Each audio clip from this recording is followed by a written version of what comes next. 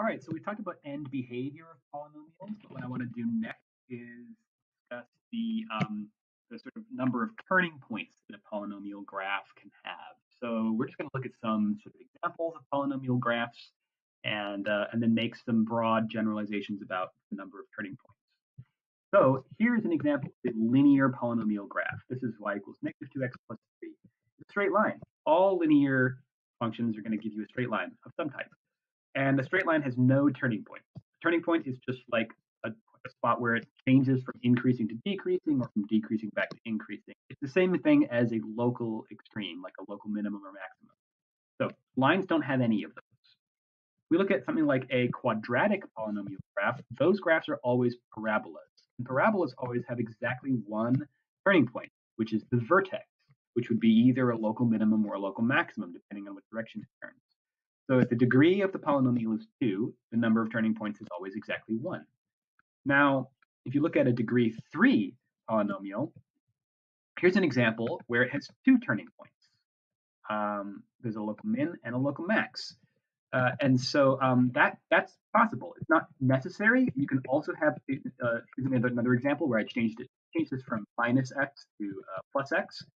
And if I do that, then this graph now has no turning point at all. It has it certainly sort of bends around here. You know, it sort of curves a bit, but it doesn't ever turn around and change and move in the from increasing to decreasing or vice versa. So it doesn't have any local minimums or maximums. But it can have up to 2 for a degree 3 polynomial. I hope you're starting to see a pattern. Let's look at a few more examples. Here's a degree 4 polynomial. And how many turning points does it have? Let's count them. 1, 2, 3. Okay, so 3 turning points for a degree 4. It could have less. So like, let's see if I change that to a plus 4x squared instead of a minus 4x squared. Now that seems to have only 1 turning point right down here at the bottom. Okay, but it could have up to 3. Okay, and then finally the degree 5 polynomial. Let's see, that has 1, 2, 3, 4. Again, doesn't necessarily have to have 4. It can change, but it can have up to 4. So I hope that you're seeing the pattern here, which is that the maximum number of turning points that a polynomial graph can have is always 1 less than the degree of the polynomial. Going back over here to our sort of activity document that we were working with, we're going to put in polynomial turning points right here. We can say that the number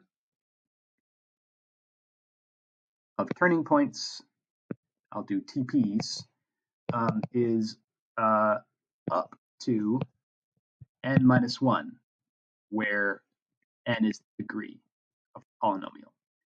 So the higher the degree, one of the big things to get out of this is just that the higher the degree of the polynomial, the more wiggles and wobbles the graph can have. All right. Graphs of polynomials, I basically think of like smooth, continuous curves that wiggle and wobble up and down a few times, depending on what the degree is and what the coefficients are.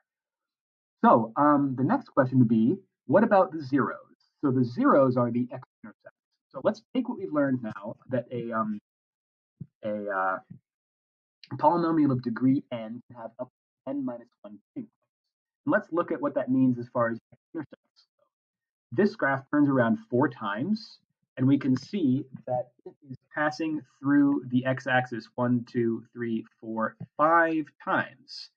If you draw a graph that wiggles up and down and has 4 turning points, it means that it's possible that it could cross through the x-axis 5 times. Not necessarily.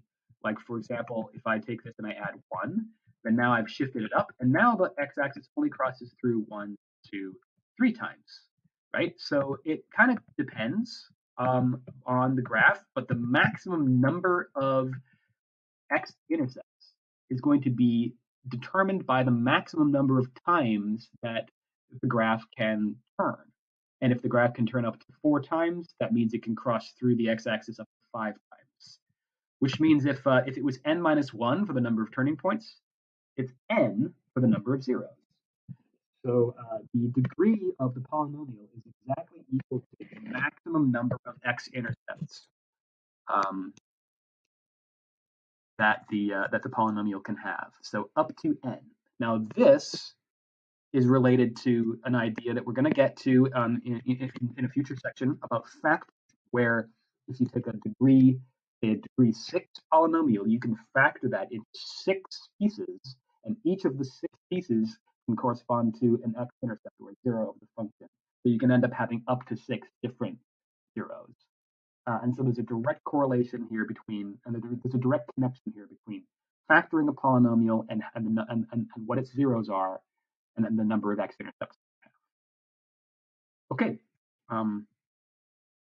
that's it for this video.